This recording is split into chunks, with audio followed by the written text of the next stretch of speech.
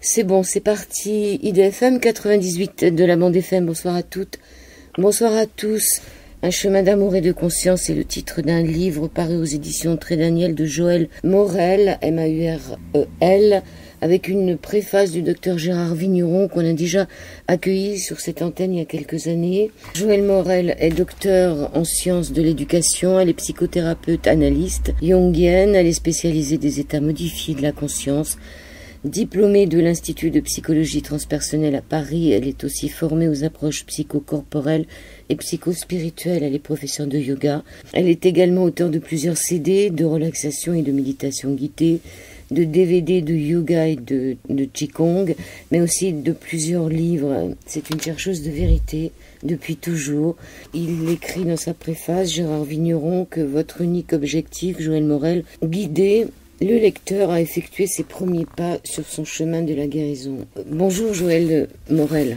Bonjour. Le docteur Vigneron dit aussi qu'il ne s'agit pas pour vous uniquement d'un retour à la santé physique ou psychique, mais de mourir symboliquement pour renaître à une autre façon de regarder la vie. C'est un peu le travail que vous faites en tant que thérapeute. Oui, c'est un travail de longue haleine, hein, mourir pour renaître.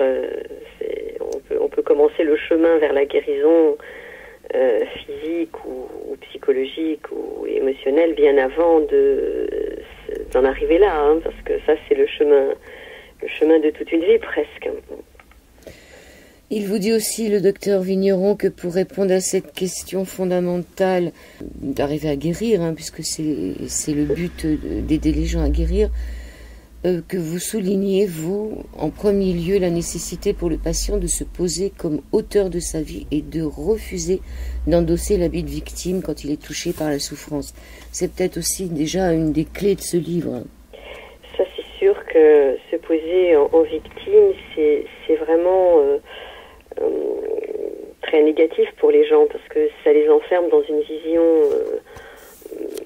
négative du monde, et on sait aujourd'hui que quand on s'enferme dans la victimisation, on a vraiment du mal à en sortir, et c'est comme si c'était les autres ou le monde qui est responsable de ce qui nous arrive.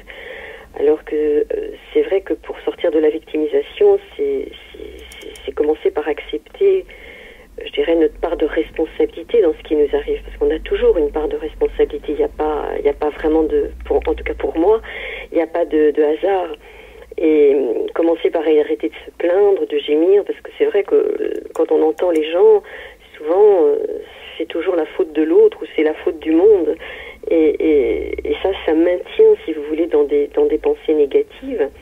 Et comme nous devenons et nous sommes ce que nous pensons, eh bien, quand on continue de s'apitoyer comme ça sur nous-mêmes, on émet des vibrations négatives qui s'impriment dans nos réseaux neuronaux. Et aujourd'hui, même les neurosciences, hein, en plus de la physique quantique, ont montré que nous devenons vraiment ce que nous pensons. Donc plus on se lamente, plus on est dans la victimisation, et plus on est aliéné, en fait. Et ce qui est dommage, c'est que les personnes qui sont enfermées dans la victimisation, elles ont une croyance qu'elles subissent les événements sans avoir aucune possibilité de changer les choses.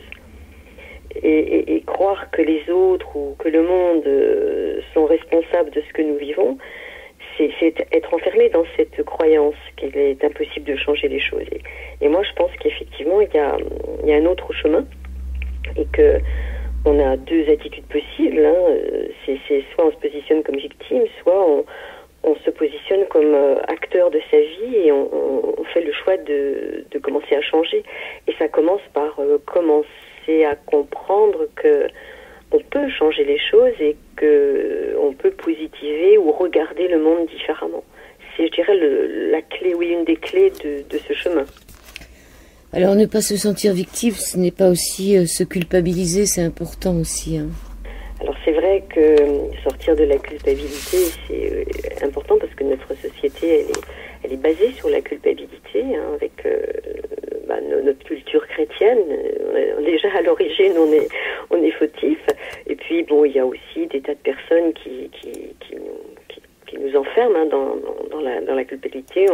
Dès qu'on est petit, souvent, suivant l'éducation qu'on a reçue, on a des gens autour de nous qui nous font croire qu'on est responsable aussi de leur bonheur. Et donc sortir de tout ça, c'est très important. Commencer à vraiment développer la confiance en soi, sortir de cette culpabilité, ça va être aussi un pas important et clé sur le chemin de la guérison, parce que il y a énormément de personnes qui ne s'aiment pas, qui se trouvent pas conformes, pas aimables, et je pense que une des premières choses aussi à travailler, il y a beaucoup de choses à travailler en fait pour s'engager sur un chemin de guérison de l'âme, du corps et de l'esprit, mais c'est aussi de retrouver un certain amour de soi-même, qui va nous conduire à une envie de vivre et de guérir, et réapprendre à s'aimer. C'est pas si facile finalement. Ça faisait 14 années que votre plan était prêt pour faire ce livre. Vous aviez la matière pour l'écrire à partir de votre expérience professionnelle de psychothérapeute, analyste jungienne, de spécialiste des états modifiés de la conscience, de professeur de yoga et de qigong, mais aussi grâce à votre expérience de chercheuse sur les manières d'ouvrir la conscience, afin d'accéder à ce que vous avez nommé lors de votre recherche de doctorat, l'autorisation noétique. Parlez-nous de cette autorisation noétique. Alors, l'autorisation noétique, en fait, c'est le travail de doctorat que j'ai effectué il y a une trentaine d'années. Et effectivement, dans ce travail, j'ai mis en avant l'obligation, si on veut commencer à cheminer vers une ouverture de conscience, de se donner une autorisation. Effectivement, ça fait partie un petit peu de sortir de la culpabilité aussi. C'est s'autoriser pour devenir auteur et créateur de son existence. L'autorisation noétique, c'est l'autorisation aussi à s'ouvrir c'est sortir de l'ignorance de toutes nos croyances, de tous nos conditionnements, de tout ce qu'on nous a fait croire depuis qu'on est au monde, en fait. Et ça, on est obligé d'être conditionné. Mais à un moment donné, c'est s'ouvrir à peut-être notre propre vérité, ou à dépasser en tout cas toutes ces croyances, tous ces conditionnements, et s'ouvrir à quelque chose qui nous dépasse. Et moi, je parle d'une conscience énergie, une supraconscience, à laquelle on peut se relier, et qui nous permet de faire une expérience que moi j'appelle spirituelle. Je fais bien la différence entre le religieux et le spirituel. Ce qui est spirituel n'est pas du tout enfermé dans les dogmes, parce que sinon c'est encore un conditionnement. Et donc l'autorisation noétique, c'est ça. Noétique, ça veut dire noès, l'esprit, dans sa dimension la plus haute, c'est-à-dire le souffle de la vie, ce qui nous dépasse, la supraconscience. Et donc c'est l'autorisation à aussi s'ouvrir à tout ce qui nous dépasse, tout ce qui n'est pas rationnel, tout ce qui n'est pas visible. Parce que depuis qu'on est petit, en tout cas pour ce qui me concerne, j'ai plutôt appris à faire confiance à ce qu'on voit, à ce qu'on touche, à ce qui est réel. Mais j'ai découvert avec ma propre expérience qu'il existe un autre monde, et que cet autre monde, c'est le monde de la spiritualité, le monde de l'invisible, le monde du nous-est, de l'esprit. Et c'est pas évident de s'autoriser aussi à s'ouvrir à ce monde inconnu, en fait, qui nous dépasse. Voilà. Donc j'ai fait 7 ans de recherche pour ma thèse de doctorat sur ce thème-là, et j'ai essayé de dégager effectivement les différentes étapes du processus d'éveil de la conscience. Alors vous avez eu quelques problèmes de légitimité parce que vous aviez du mal à vous sentir légitime pour écrire sur la guérison, puisque vous n'étiez pas médecin. Et c'est quand même en découvrant le livre du docteur Gérard Vigneron en janvier 2018 que ça vous a donné l'énergie pour écrire ce livre. Oui, parce que effectivement, quand j'ai lu le livre du docteur Vigneron, que je ne connaissais pas, en fait, tout ce qu'il écrivait, j'avais l'impression que j'aurais pu l'écrire moi aussi, et ça venait vraiment, ça entrait vraiment en cohérence et en résonance avec ce que j'ai écrit dans le livre, qui est la synthèse de ma thèse de doctorat, qui s'appelle « S'autoriser à cheminer vers soi ».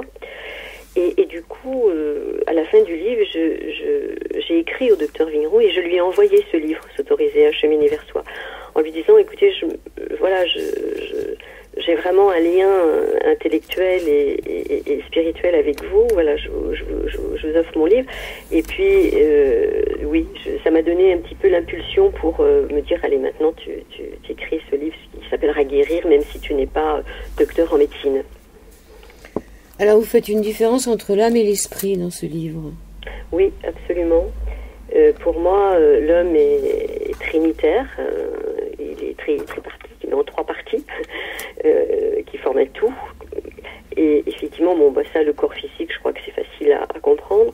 Mais l'âme, pour moi, ça vient finalement du latin anima. Et pour moi, l'âme, c'est beaucoup plus la dimension de la psyché. Et cette psyché, cette âme, elle est ouverte à 2 niveaux. Elle a 2 ouvertures. Elle a une ouverture tout à fait classique qui va nous ouvrir vers tout ce qui est intellectuel, tout le monde de la pensée. Mais quand on fait le travail, un travail sur soi et un travail d'ouverture, à un moment donné, notre psyché, notre âme, elle peut se tourner plus vers le haut et s'ouvrir à une autre dimension, qui est une dimension beaucoup plus simple, que j'appelle moi symbolique, parce que il n'y a plus le langage rationnel pour parler de ça.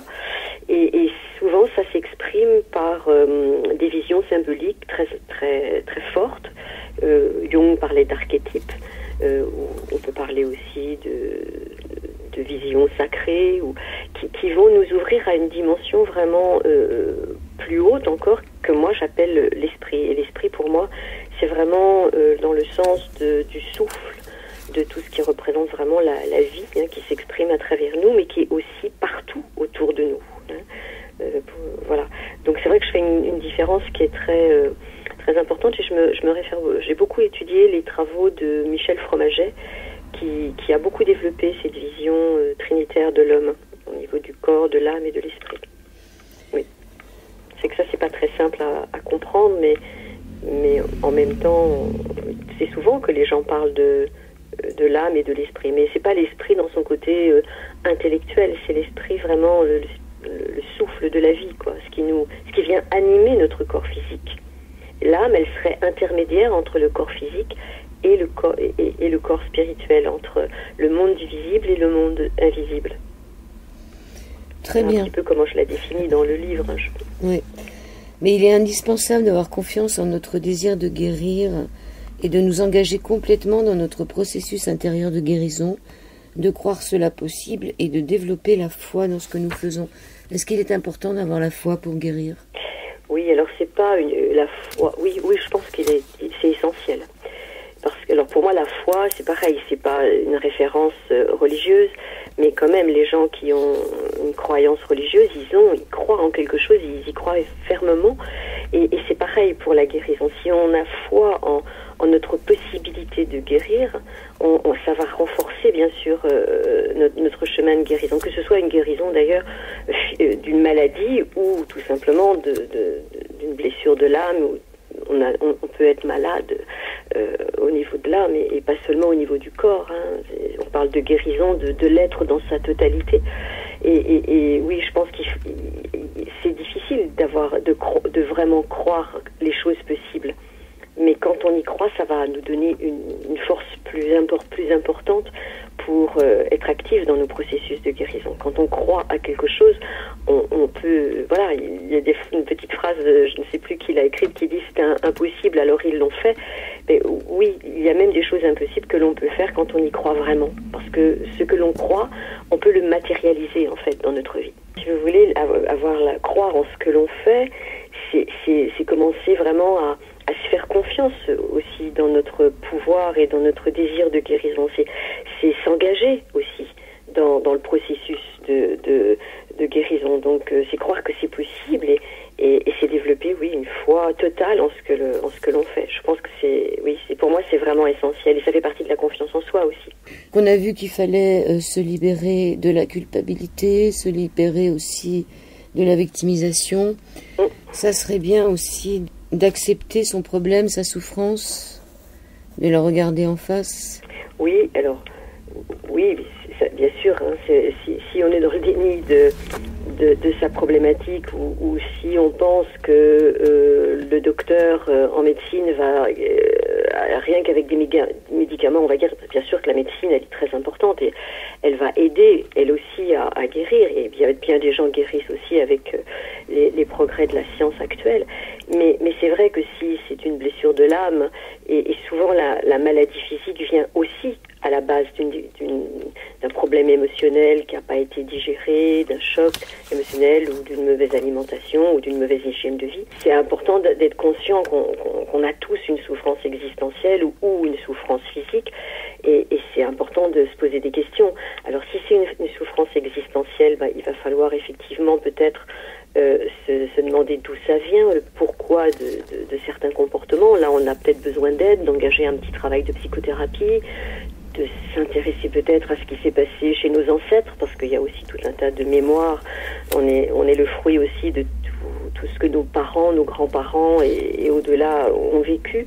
Donc ça va nous aider à mieux nous comprendre, parce qu'on va s'apercevoir assez vite qu'on répète des schémas familiaux et des souffrances qui ne sont pas réglées.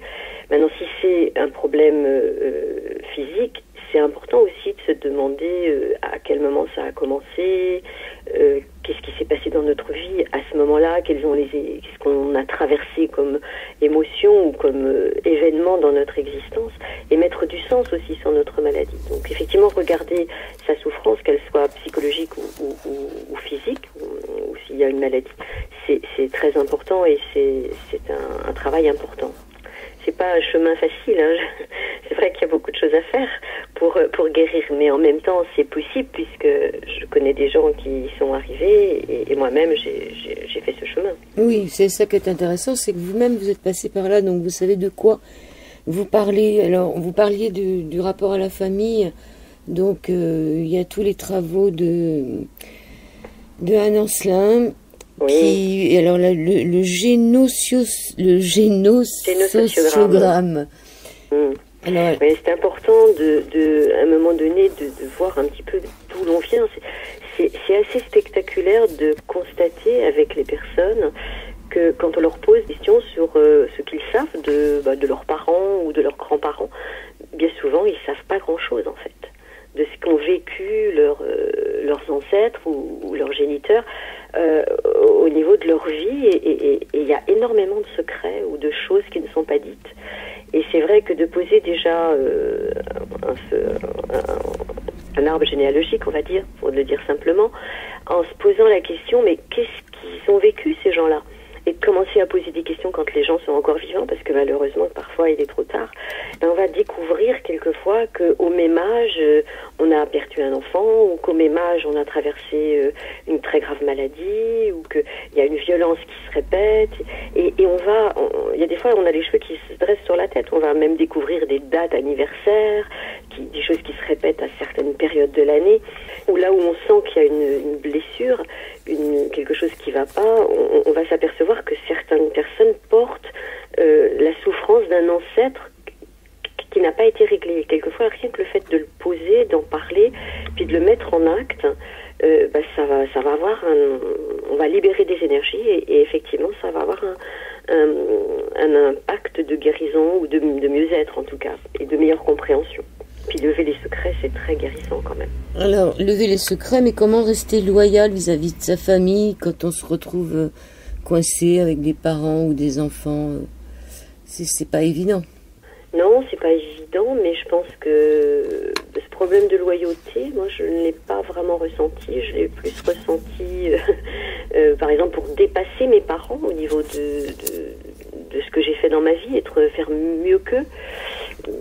Alors ça se pose à ce niveau-là, faire mieux que nos parents, c'est au contraire le faire pour eux aussi. Il me semble que c'est que de l'amour.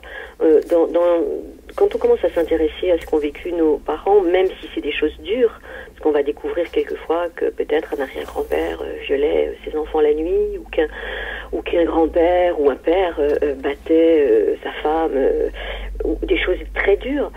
On ne va pas le faire avec un regard de jugement. On n'est pas dans le jugement, on est plutôt dans l'amour, parce qu'on le fait pour guérir le système familial. et d'une certaine façon, il n'y a pas de trahison parce qu'on va aussi mettre en paix nos ancêtres. Alors, je ne sais pas s'il y a quelque chose après la mort et ce que deviennent les âmes, mais en tout cas, quand on fait ce travail, on le fait pas dans le jugement, on le fait dans l'amour. Et même si on regarde des choses qui sont pas belles à regarder, on essaye de se dire que ils ont fait comme nous, ils ont fait du mieux qu'ils ont pu, et eux, ils ont traversé des guerres, ils ont réfléchi, ils étaient beaucoup plus dans la survie à certaines époques. Moi qui guide des gens là-dedans, je le fais pas du tout dans un but de critique ou de dire c'est eux les responsables, puisque sinon ça serait retombé dans la victimisation.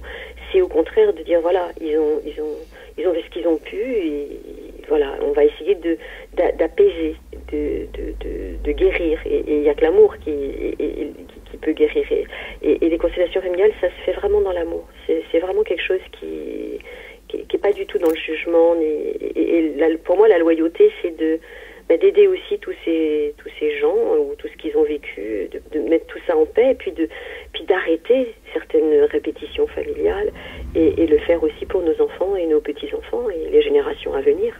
De mettre de la conscience sur les choses, et la conscience, ça guérit. Oui, et réparer pour les anciens, oui. Finalement, ça répare les anciens. Dans la Bible, on disait qu'il y avait que lorsqu'on faisait une bêtise, c'était pour cette génération à suivre. Ça fait beaucoup. Oui, ça fait beaucoup, mais je pense que ça peut être plus rapide si on y met de la conscience, si on y travaille un petit peu. Et bon, parfois on a besoin d'aide, hein. C'est vrai que c'est pas un travail qui est facile à faire tout seul, ça. Dans mon livre, il y a quand même beaucoup de petits conseils qu'on peut mettre en place tout seul. Là, on a peut-être besoin d'aller voir un thérapeute pendant qu'il est spécialisé, ou en tout cas qui pourra nous aiguiller sur ce chemin-là, ou lire des livres sur ces thèmes-là, hein. Ça peut déjà nous aider. Deuxième partie de cette émission sur l'antenne d'IDFM, sur le 98 de la bande FM. Nous retrouvons Joël Morel pour son livre Guérir, un chemin d'amour et de conscience. En première partie, on a vu qu'il fallait éviter de se culpabiliser, il fallait éviter de se victimiser, il fallait s'aimer tel que l'on est. Ça serait bien aussi d'observer ses progrès et de s'en réjouir. Dans votre livre, Joël Morel, vous parlez de l'alimentation, des bienfaits de la pomme. Mais j'aimerais plutôt qu'on aborde l'hygiène de vie. Le prana et l'air sont différents. En deuxième partie, le prana et l'air sont différents. Oui, c'est vrai que alors ça, on est dans le yoga. Alors ça fait partie de l'hygiène de vie, tout ça. C'est vrai qu'avoir une alimentation saine, c'est important. Bon, les pommes, je pense que c'est vrai que c'est bon, mais c'est difficile de trouver de bonnes pommes aujourd'hui parce que tout est un petit peu pollué et avec des pesticides. Donc c'est vrai que voilà, essayer de trouver des produits qui sont le mieux possible pour notre santé, ça va être important, et avoir une conscience aussi de ce que l'on mange. Et au niveau du yoga, on parle du prana. Dans le qigong, on va parler du ki. Et cette énergie, les gens la confondent avec notre respiration. Parce qu'effectivement, ce sont des pratiques où on travaille à la fois le mouvement, les articulations, le renforcement des muscles, mais dans la douceur, dans le respect, dans un travail de méditation, de pleine conscience de nos limites et d'acceptation de nos limites. Mais c'est vrai que beaucoup de personnes pensent qu'il suffit de respirer pour se remplir de ce qu'on appelle le prana dans la tradition indienne, ou le ki dans la tradition chinoise. Et en fait, ce qui fait que notre respiration se transforme en ki ou en prana, ça va être effectivement la conscience qu'on y met. Et ça va être très important dans les pratiques de guérison par le souffle et par la visualisation ou la respiration, parce que respirer consciemment, ça va transformer notre respiration, puisqu'on la rend consciente, elle va la transformer en prana, et en plus on va pouvoir rajouter des pensées positives ou un mot de guérison, avoir cette conscience que quand on inspire l'énergie de l'univers, c'est pas juste quelque chose de machinal, c'est vraiment dans cette énergie-là, c'est le principe même de la vie, et c'est un principe de guérison. Prana, c'est pas moi qui l'ai inventé, ça, hein, c'est vraiment dans la tradition indienne, ou le ki dans la tradition chinoise, ça devient énergie de guérison et positive et nourricière pour le corps, pour les cellules, à condition qu'on y mette une pleine conscience. Arrêter de respirer machinalement, parce qu'on peut très bien faire du yoga, si vous voulez faire du postural, un petit peu comme de la gymnastique, sans conscience. ce qui fait la différence entre la gymnastique douce, qui est très bonne aussi pour le corps, hein, et le yoga, c'est que dans le yoga, on travaille toutes les dimensions de l'être et on travaille surtout la conscience de ce qu'on fait. Et pour le corps physique, on va d'abord reprendre conscience de nos limites, les accepter. Vous savez, on est dans une société du toujours plus. De plus en plus, les gens me disent, bon, mais alors, est-ce que vous faites des niveaux dans le yoga? Est-ce que vous prenez les débutants? C'est une aberration de faire des niveaux dans le yoga. Le yoga, on doit pouvoir tous pratiquer ensemble, quel que soit notre corps, nos idées politiques, notre couleur de peau. Enfin, on est là sur le tapis et en fait, on travaille ensemble avec nos différences et avec nos limites corporelles. Alors, il y a des gens qui vont être très souples, tant mieux pour eux, mais il y a des gens qui vont être très limités dans leur corps. Et justement, le yoga, on va bouger mettons un bras, on va respirer en pleine conscience et on va écouter la limite du corps. Et on va surtout pas aller au-delà, parce que sinon on retombe dans le toujours plus de notre société occidentale. Et on va apprendre à accepter nos limites. Accepter nos limites, c'est aussi accepter ce qu'on est et commencer à prendre soin de soi. Ne pas forcer sur une limite, justement. Ça va lâcher avec le temps, avec la pratique, qui doit être régulière, rigoureuse. Ça, j'en ai parlé aussi dans le livre. Alors, vous faites plein d'exercices, plein de méditations. Il y a un CD à la fin du livre. Un exercice pour le yoga des yeux. C'est l'importance des exercices physiques aussi. Oui. L'importance du sommeil. Et donc, vous préconisez aux personnes qui lisent votre livre d'écouter des relaxations ou des méditations guidées sur la guérison. Oui, ou même si elles ne sont pas sur la guérison. Je crois que la détente dans les processus de guérison est très très importante. Notre société est très agitée. Les gens n'arrivent pas à se poser. Et se poser, s'arrêter, commencer à revenir vers soi, s'intérioriser, ça va déjà être presque une guérison de l'âme, parce que en fait on est complètement dans l'oubli de soi-même et on n'est même pas dans l'écoute. Et si on commence pas par s'écouter soi-même, on n'aura pas d'écoute non plus pour l'autre. Et effectivement, je pense que la détente, c'est vrai que moi je suis une grande spécialiste de la détente maintenant, et c'est ce qui fait, je crois, mon succès aussi au niveau de mes cours de yoga ou même de différentes pratiques que je peux enseigner, parce que j'apprends aux gens vraiment à se détendre, à se poser, et je les guide avec ma voix, effectivement. Alors, il y a différentes techniques, la technique de relaxation classique, appelée dans le yoga nidra, où on va c'est un travail de pleine conscience, où on va placer la conscience sur différentes parties du corps, rien que pour écouter le corps, reprendre conscience avec son corps, ce qu'il nous dit, ce qu'il nous envoie comme message, ça amène énormément de détente. Et pour les gens malades, c'est vraiment très, pour moi, enfin c'est un avis personnel, mais je pense que c'est essentiel. Et en plus, quand il y a des méditations guidées ou des relaxations guidées, eh bien cette détente, cet état de détente va pouvoir permettre à un moment donné d'amener des pensées ou des visualisations positives ou qui vont renforcer la pratique, parce que quand on se détend, si on répète des phrases positives, ça va créer des nouveaux chemins neuronaux aussi dans le cerveau qui vont nous permettre d'avoir une vision plus positive de la vie, ou qui vont renforcer notre foi en notre pouvoir de guérison.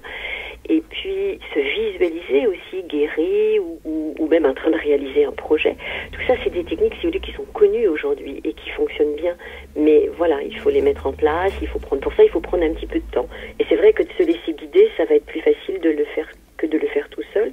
Et c'est pour la raison pour laquelle j'ai commencé à faire des CD de relaxation, au début juste pour mes élèves, et puis petit à petit j'ai fini par en commercialiser, parce que en fait voilà, j'ai énormément de gens que je ne connais pas qui m'écrivent et qui me disent mais qu'est-ce que ça nous fait du bien, ou qu'est-ce que ça m'aide voilà, pendant ma chimio, mais voilà, ça fait du bien même si on n'est pas malade, ça va nous rendre plus performants. D'ailleurs les sportifs de haut niveau utilisent toutes ces pratiques-là, mais quand on est malade, ça va aussi aider à guérir au niveau du corps physique. Il y a aussi le pouvoir de l'intention positive et de la visualisation. La visualisation, on vient d'en parler, mais la pensée positive, puisqu'il y a pas mal de personnes qui parlent souvent de ce qu'elles ne veulent pas, de ce qu'elles ne possèdent pas. Voilà. Voilà, c'est important aussi d'aller vers ce qu'on ce qu'on veut Oui. plutôt que... C'est vrai que la première chose à faire pour la pensée positive, c'est d'arrêter de penser à ce qu'on ne veut pas. Et plutôt prendre un papier et puis écrire tout ce qu'on veut, tout ce qu'on souhaite. À partir de là, choisir 2 ou 3 choses de ce qu'on veut et qui sont les plus importantes et commencer à se répéter ces phrases-là positivement. Plus on va penser à ce que l'on veut, c'est comme si on voyait le verre à moitié plein plutôt que le verre à moitié vide.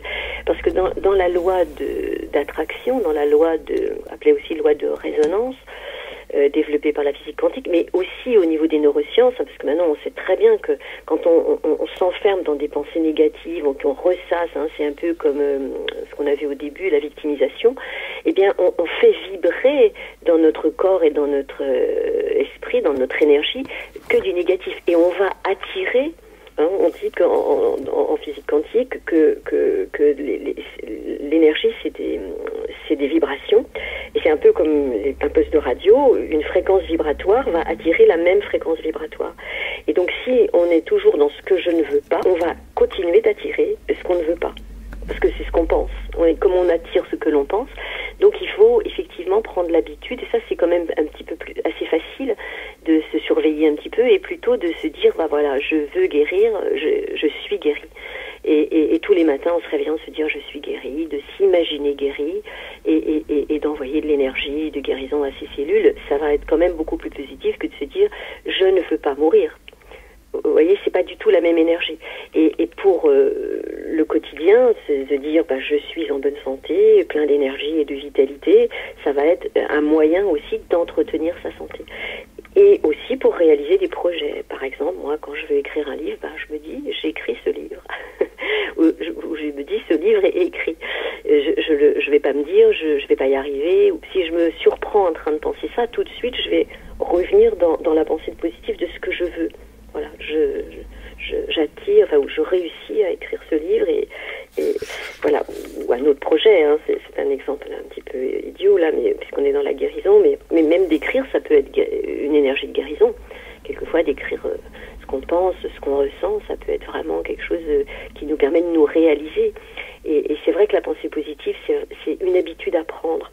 Et le mieux, c'est alors, comme je vous disais, c'est de faire la liste de ce qu'on veut, de choisir des priorités, donc peut-être 4 ou 5 phrases positives, de le mettre vraiment à l'affirmatif, c'est je suis guéri, j'attire le meilleur pour ma vie, je sais pas, j'attire l'abondance, je suis en sécurité, ce qu'on veut, vraiment. Et en fait, à chaque fois qu'on se réveille le matin, ou le soir, juste avant de s'endormir, on se répète ces phrases en boucle. Ça va nous aider justement à les imprimer un petit peu dans nos chemins neuronaux, dans nos réseaux neuronaux, et commencer à créer de nouveaux chemins, de nouveaux réseaux qui font qu'à un moment donné, ça devient naturel, un peu comme se brosser les dents. On n'est plus dans le négatif, on n'est que positif. On arrive à devenir essentiellement positif. Et même quand il y a une épreuve, on va essayer de se dire, qu'est-ce que cette épreuve m'enseigne, au lieu de retomber dans la victimisation, ou dans la critique, ou dans la plainte, ou dans le désespoir. On va se dire, voilà, c'est sur mon chemin, quel est l'enseignement que j'ai à en tirer? Qu'est-ce que j'ai à changer dans ma vie? Et souvent, la maladie, d'ailleurs, est un signe du corps, un message du corps qui nous dit qu'on a quelque chose à changer dans notre vie. Donc la pensée positive, elle est importante. Et dans ces moments-là, les zones cérébrales, les vibrations cérébrales sont en mode alpha, et ça s'imprime plus dans l'inconscient. Et donc pendant les méditations guidées aussi, à la fin d'une méditation guidée ou au début, quand on se pose, qu'on est dans la détente, se répéter des pensées positives, c'est bien. Ça évite aussi de ressasser. Vous voyez, ça va être aussi, ça peut être utilisé comme un petit outil pour éviter de penser à ce que, je sais pas, aux soucis qu'on a avec notre patron ou avec je sais pas qui. Et dès qu'on a un petit moment de libre, réciter ces pensées positives pour les ancrer et puis commencer à vibrer sur cette fréquence vibratoire-là pour attirer ce que l'on souhaite vraiment. Donc c'est un peu la méthode Coué qui est la phrase chaque jour sur tous les points. Je vais de mieux en mieux. Là où va la pensée, va l'énergie. Donc c'est important de faire attention à ce qu'on pense. Oui. C'est clair. Oui. On a parlé de la visualisation. vous dites qu'il y a trois visualisations, trois façons de visualiser, une façon passive, une façon active et aussi par les rêves.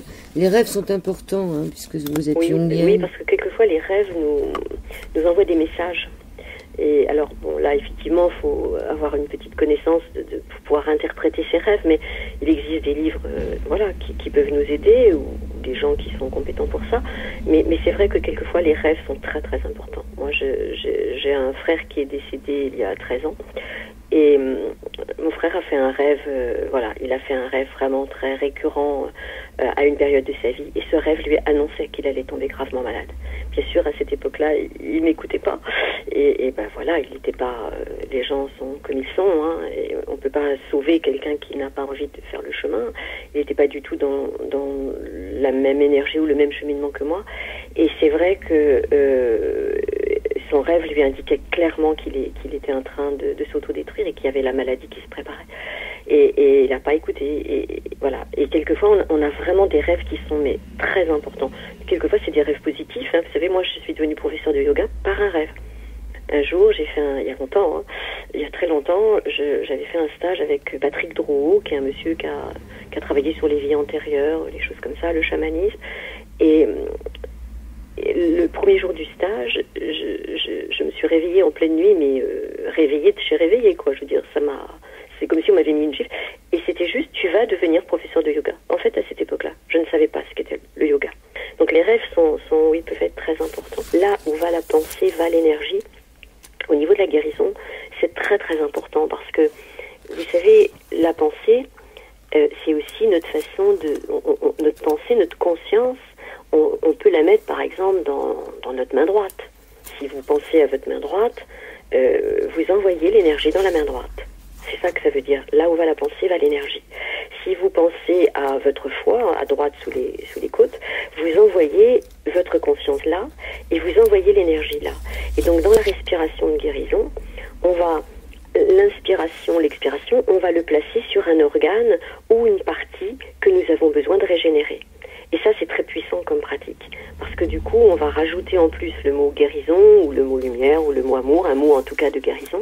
Et on va pouvoir, si vous voulez, régénérer certaines parties de notre corps, rien qu'en plaçant notre pensée, notre conscience, dans une partie du corps. Et en énergétique, oui, voilà. Là où va la pensée, va l'énergie. Oui, donc vous dites qu'il est important également de diriger nos pensées vers l'organe malade et de lui parler, de lui envoyer de belles énergies de régénération et d'amour. IDFM 98 de la Bande FM, troisième et dernière partie de cet au-delà du miroir. Toujours avec Joël Morel, Guérir un chemin d'amour et de conscience aux éditions Très Daniel. Lorsque nous souhaitons guérir et commençons à devenir conscients de notre vision étriquée de la réalité, conscients que nous sommes enfermés dans des conditionnements sociaux, culturels et familiaux qui limitent notre vision du monde, alors nous devons nous autoriser à nous ouvrir à ce qui nous dépasse, à ce qui dépasse et transgresse tous ces conditionnements, croyances et préjugés. C'est à la page 99, s'ouvrir, se fondre dans l'unité du monde. Comment faire pour s'ouvrir, se fondre dans l'unité du monde pour guérir, Joël Morel? Alors, je vais revenir à la pratique de la méditation ou de la relaxation guidée. Il faut déjà se poser, alors que ce soit dans un lit ou que ce soit dans la nature, mais c'est s'arrêter pour pouvoir devenir un petit peu contemplatif. C'est faire une expérience d'unité. Alors l'expérience de l'unité, c'est extrêmement difficile d'en parler parce que c'est une expérience intérieure et que l'on vit en étant simplement présent à ce qui est là. Et on peut le vivre quand on fait un travail de méditation ou de relaxation sur le corps. À un moment donné, notre corps est tellement détendu que du coup notre conscience s'ouvre à quelque chose qui nous dépasse. Et on vit quelque chose d'un sentiment d'unité de nous-mêmes avec notre environnement. Et alors ça peut se produire aussi dans la nature. Vous savez, quand on s'assoit face à un très beau paysage et qu'on reste immobile un moment à juste respirer et à se fondre dans ce beau paysage, on peut ressentir cette expérience d'unité. C'est faire une expérience qu'on n'est pas séparé de ce grand tout de l'univers, qu'on n'est pas un petit être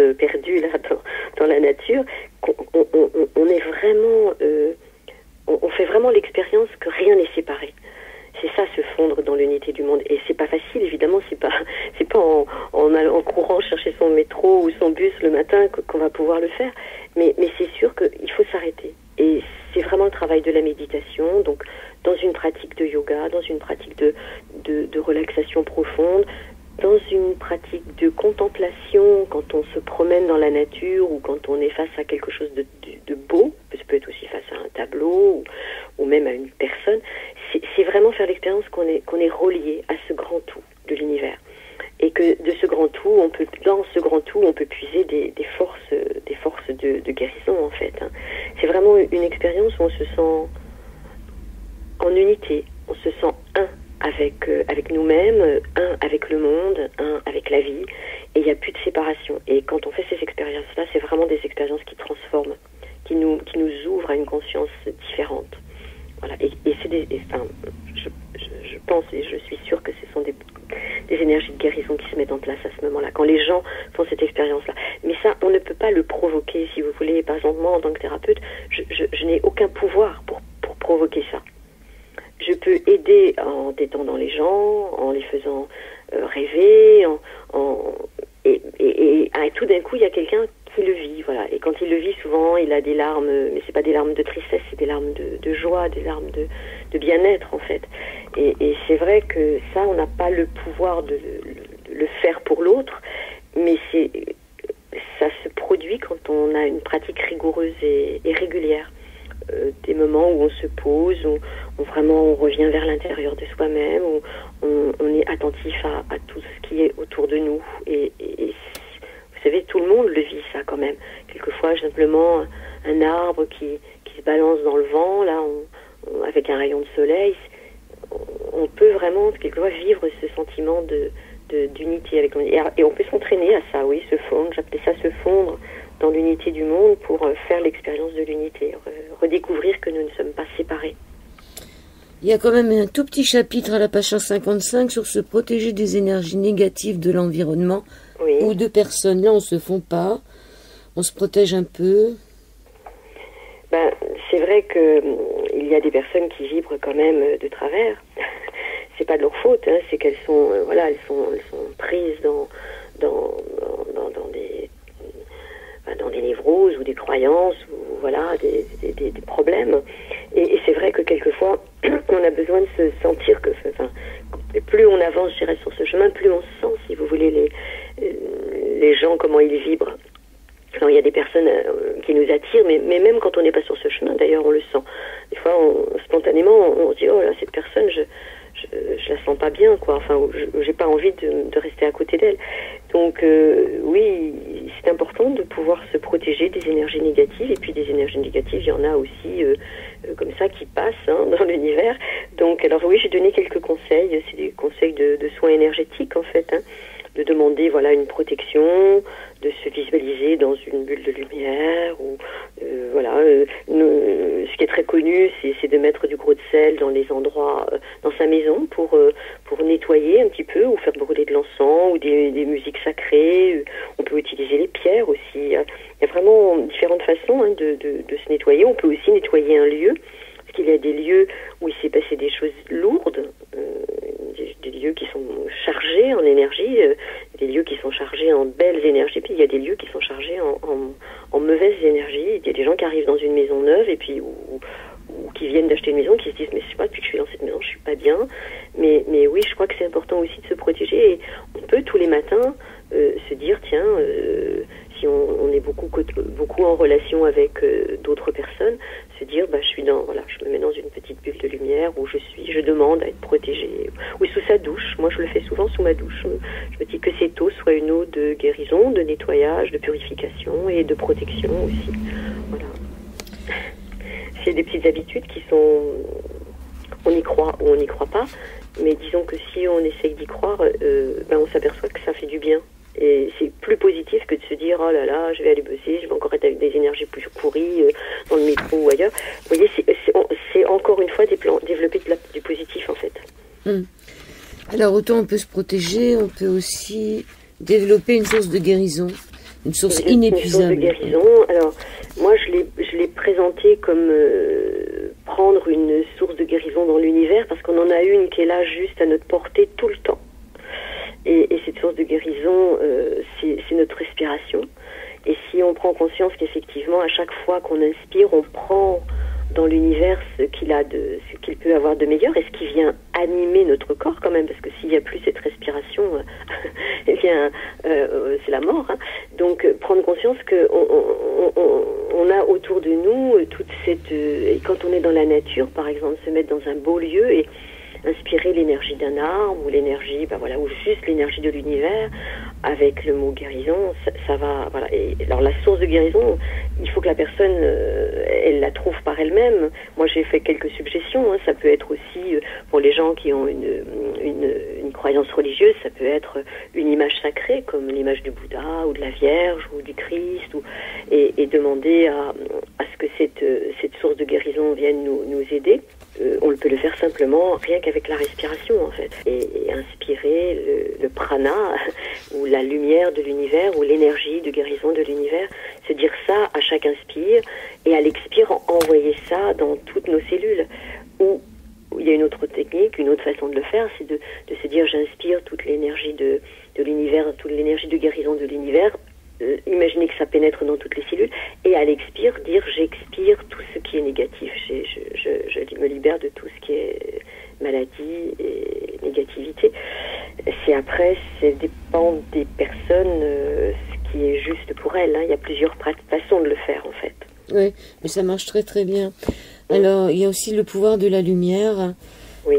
Vous avez eu une expérience qui vous a guéri de kystes synoviaux que vous aviez au poignet.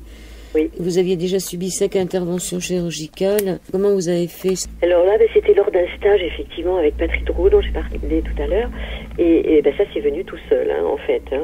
C'était ma première expérience vraiment de lâcher prise totale, d'expérience d'unité. Et en fait, j'étais guidée nous étions en groupe. Et Patrick Drouot nous faisait une méditation guidée justement sur le Bouddha de médecine, sur le Bouddha. Alors vous voyez là la source de guérison, c'était le Bouddha bleu, le Bouddha des Tibétains, et Bouddha de guérison. Et moi, j'ai eu des visualisations spontanées, effectivement, où j'ai vu mes poignets s'ouvrir, où j'ai vu le Bouddha bleu, et il m'envoyait de la lumière. Et c'est vrai que je n'ai plus jamais eu de kyste au poignet. Hein. J'ai juste des cicatrices qui restent. Et ça, je l'utilise très très souvent, moi, parce que j'ai aussi des capsulites aux épaules. Vous savez, c'est quelque chose où on peut plus bouger au niveau des bras. Et je me suis guérie sans opération chirurgicale, uniquement avec de la visualisation positive, en appelant la lumière de guérison et en respirant, comme je l'ai dit tout à l'heure, en inspirant la lumière, en expirant la lumière dans la partie malade. Après, je mets toujours le mot guérison, moi, quand je le fais. À chaque inspire, à chaque expire, mais ça peut être, on peut inspirer une force d'amour hein, aussi dans l'univers. Quand on regarde l'univers, il y a aussi de l'amour. Enfin, je veux dire, tout est amour. C'est nous, les êtres humains, qui gâchons un peu tout. Mais cette force d'amour, elle est aussi dans l'univers. Donc c'est vrai que des expériences de guérison, moi j'en ai plusieurs. Je me suis guérie de beaucoup de choses, enfin de plusieurs problèmes de santé, comme ça, juste avec la pratique, tout ce qu'on a dit jusqu'à présent, puis effectivement puiser toujours dans l'univers quelque chose, une source de guérison qui nous régénère au niveau cellulaire. Ça peut être de l'eau, hein. Dans les méditations que j'ai écrites à la fin du livre, j'ai proposé plusieurs pouvoirs de guérison, j'ai proposé plusieurs méditations guidées, mais aussi des images sacrées pour les gens qui sont plus rattachés à une image. Ça peut être le soleil, la lune, les étoiles aussi, ça peut être... Voilà, il y a beaucoup de possibilités. Alors, il y a quand même un CD de 3h30 qui est inclus dans le livre, oui. C'est bien. Et puis, il y a aussi, pour pouvoir se guérir, il y a aussi d'essayer de retrouver un état de grâce qu'on a eu, c'est-à-dire de se remettre dans l'état où on était en état de grâce. Et même un enfant de 4 ans a déjà vécu un état de grâce. Donc, de se rebrancher à un moment de sa vie où on était justement... au summum de ce qu'on savait faire, et de se replonger dans cet état-là, souvent, ça peut faire du bien. Ah oui, enfin, je suis d'accord avec vous. Et on a oublié de parler du lâcher-prise, parce que autant il faut avoir la foi quelque part, mais en même temps, il faut du lâcher-prise. Des techniques de détente, de méditation guidée, tout ça, c'est des techniques qui vont nous amener vers le lâcher-prise. Hein. Se poser, s'arrêter, prendre du temps pour soi, pratiquer le yoga, tout ça, c'est des techniques de lâcher-prise en fait. Hein. Mais vous avez raison, hein, quand on est petit, on a des expériences spontanées d'unité. C'est des moments où tout s'arrête. Oui. Où on est hors du temps. Oui. Oui, tout semble s'arrêter. Quand on se fond dans l'unité du monde, on a l'impression qu'on fait plus qu'un avec tout ça. Et c'est vrai, c'est comme si tout s'arrêtait. C'est vrai, c'est une bonne façon de pouvoir en parler parce que c'est pas évident de parler de tout ça avec des mots bien concrets. C'est vraiment quelque chose qu'on expérimente et je pense que pour chacun, c'est un petit peu différent quand même. Guérir, un chemin d'amour et de conscience aux éditions Très Daniel avec un CD énorme dedans de 3h30.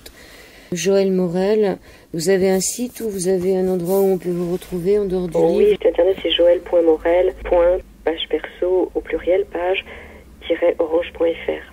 Ce livre, il est la suite d'un autre livre que j'ai écrit qui est sorti il y a 1 an, qui s'appelle Heureux tout un art, aux éditions Très Daniel aussi. Cultiver la sagesse et donner du sens à sa vie. Parce qu'en fait, quand j'ai voulu écrire le livre Guérir, un chemin d'amour et de conscience, je me suis rendu compte que j'avais trop de matière et que ça allait faire un livre de 500 pages. Je sais que les éditeurs aujourd'hui ne veulent plus de trop gros livres. Donc du coup, je me suis dit, il faut en faire 2. Et spontanément, j'ai commencé par Heureux tout un art, puis ensuite j'ai écrit Guérir. Voilà, et donc les deux sont très complémentaires et complètement indépendants l'un de l'autre. Et dans Heureux tout un art, il y a aussi un CD de 4 heures d'écoute sur des petits exercices méditatifs pour cheminer vers l'art d'être heureux. C'est une bonne route, hein. C'est un bon chemin. Quant au docteur Vigneron qui a fait votre préface, nous l'avions accueilli pour un médecin face à l'invisible, je pense en 2013, et puis Renaître en 2016. Le choix d'un médecin face à son cancer. Il a beaucoup cheminé, hein, ce monsieur. Il s'en est sorti de son cancer. Il a suivi de 2 maladies très graves et il est toujours là. Il est en train d'écrire un livre sur la joie. C'est une bonne chose. Et vous êtes parti sur quelle route maintenant? Alors, le prochain livre qui va sortir, il est écrit déjà. Le prochain livre, ça s'appelle, donc on va l'appeler Pleinement vivant, les 4 étapes de la réalisation de soi. Voilà. Je vous remercie Joëlle Morel et puis en février 2020 pour la suite de vos aventures. Merci beaucoup. Avec plaisir. Merci beaucoup.